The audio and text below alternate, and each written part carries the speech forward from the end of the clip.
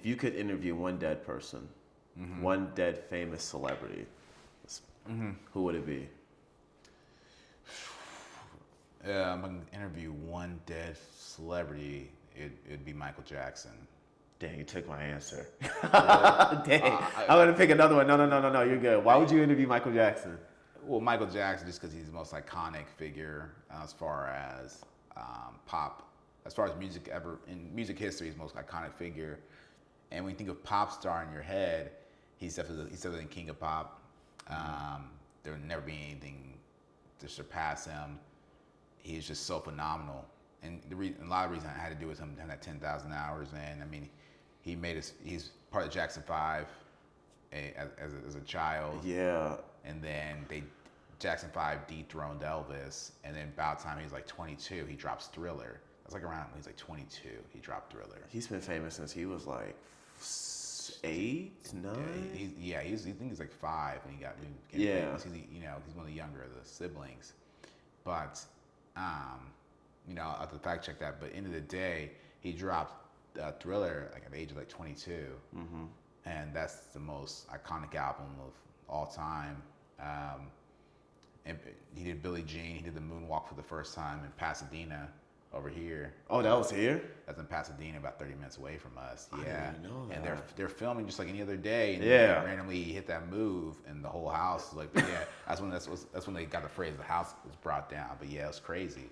Like they're filming, and the camera's even shaking because the guy didn't even know. Like the guy is like freaking out about it. Like, what's he doing? Looks like he's gliding. They had the fog. They had the fog going too. Yeah. And he was wearing like that black suit. It looked like it was like a blast. Yeah, and the fog machine was going. Looked like he was just gliding, and they were like, because it was mid performance, and he didn't announce it or anything. And that's when that iconic move was brought to us. And then he had that kind of relationship with he had his mentors, but that Quincy Jones and Michael Jackson relationship really made him into an icon, because that's when they started capitalizing on the moonwalks. When they started capitalizing on his silhouette, you know how they use a silhouette to show so many things. Mm-hmm. Simultaneously, you had people coming up in the ranks like Michael Jordan and stuff, where they also capitalized on the silhouette, and that's what you have in the Jordan shoes, right? The Jumpman logo. But Michael Jackson had his own type of thing with that, and they just knew that to become that tier of recognizable, you had to become a symbol in some sense. And so Michael Jackson's definitely on my list as someone I want to speak to. I have one more, but I'm gonna let you go ahead and go first. No, for sure, dude. But continuing with Michael Jackson, I had the luxury when I was in Vegas 3-4 years ago. I saw the Michael Jackson luxury virtual show. Okay. And it was one of the best shows I've ever been to. My mom is a huge Michael Jackson fan. Go ahead. She also loves Prince as well. But she, what's interesting about Michael Jackson is that his father pushed him. Right. In unspeakable ways as well. Yeah. And it's kind of weird how, like, your biggest talent is also the same reason why you don't, like, why you and your father don't get along. Right. Isn't that kind of weird? Like, it's kind of ironic, and it's just, I think that Michael still would have been Michael even without his father's push. Not gonna lie to you. Think so? Because he was just that. You can't teach someone how to you can't teach someone how to sing. Right. You know what I mean? Like, you can't teach someone how to do what Michael does.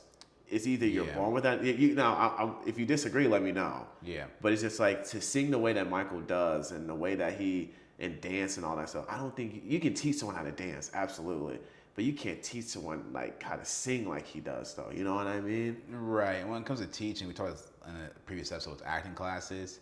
Teaching just means you have to sit here for this many hours and work on yourself. Yes. Like, teaching doesn't mean like I'm gonna tell you what notes to hit or how to hit them. Teaching is more like, okay, when you get home from school, you're spending 6 hours dancing, whatever. He may even leave the room, but the idea is to spend more time on that said problem and the said solving of that problem. You know, it goes back to I told you how, like, the Eastern world and Asian countries, how they perform so phenomenal when it comes to math and equations, but it's because but a lot of us write it off to innate ability. In reality, over the last 4 generations, we've noticed that their school year their summer vacation is shorter. Yeah. They have longer school years. They're in school more. They're in school 6 days a week. They're in school more. They're spending more time with those problems. And they find out that American citizens and citizens that live in countries in Asia, they, and specifically China, they, in first grade, the math levels are equal. But something happened between the first and the third grade, where in second grade, where the students come back here in the United States, they lose months of education based off of the summer vacation. And the ones in China seem to keep and retain that information, and they keep going. And those little those little small changes end up, by the time the fourth grade comes, the drastic difference, right? Times tables are done, in the first grade there, where times table may be introduced in the second or third grade. It is second or third grade, dude. I remember learning the times table in like third, fourth grade. Well, they start learning that towards the summer of the first grade year. And it doesn't seem like it's a big change. But as the time goes on, it becomes drastic changes. And then you have this huge difference now where their economy is way more innovative than ours because of those small changes. Right. And Outlier speaks on this quite a bit. But that's where those 10,000 hours come into play. Bill Gates put in all that time. Bill Gates lived 3 blocks away from one of the first computers. He lived blocks away in Seattle. He just luckily had access to a computer at the age of 12 where no one else did. Well, his parents were also pretty well off too. They're pretty well off too, but he's one of the few people that did.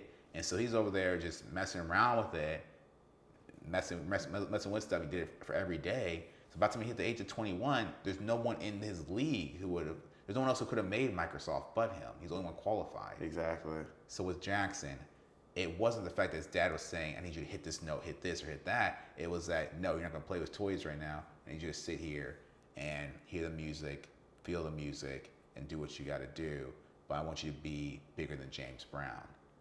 And so that was a conversation. He was bigger than James Brown by the time he was like, what, 12? Yeah, definitely. As far as commercial success and radio play, absolutely. And about the time the age of early 20s, he surpassed everybody. Everybody, dude. And so when it comes to him teaching his son, I think people take the idea of teaching and coaching a little bit differently. It really comes down to someone making you sit down and do it. When you go to your acting class, the most important part about your acting class is sitting there for 3 hours. Dude, my acting teacher constantly tells me, I cannot tell you who you are because that's the essence of acting. You have to figure that out for yourself.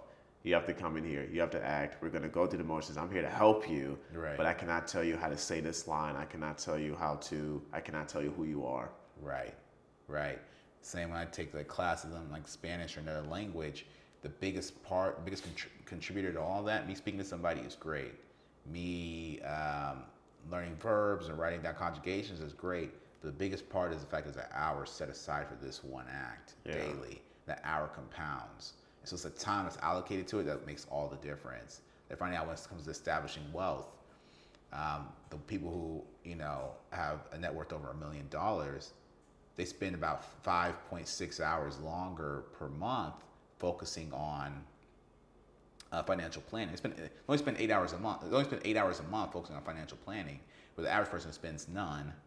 And then those who have a little bit above the norm spend about 2 or 3 hours. And it comes down to just time allocated to trying to figure out what's moving around, where to put my money next. And you start to realize that all this just comes down to time, man. It's not about anyone being greater than you or less. It's time allocated. And the last point I'll make about that is you can look at an act today like Bruno Mars, and I know a lot of women across the globe, especially in like Latin countries, that love Bruno Mars. A lot of people here too, but he was raised.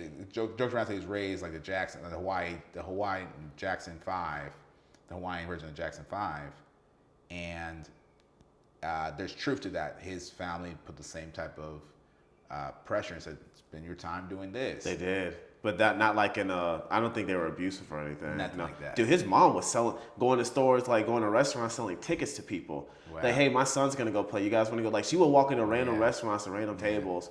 And I had a guy who actually met his mom, and she said, "Yeah, dude." He told me this story about success. He's like, "Hey, so I had this mom come up to me, right? This woman.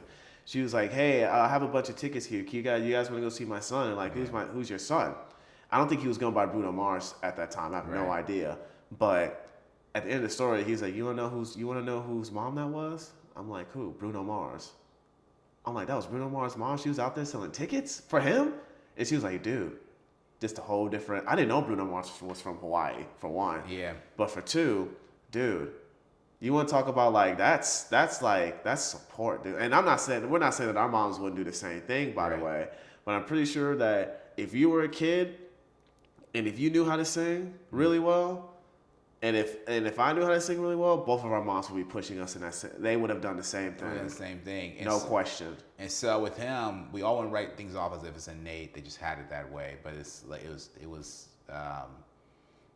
cultivated. It was they're conditioned for it. It had room to grow, right?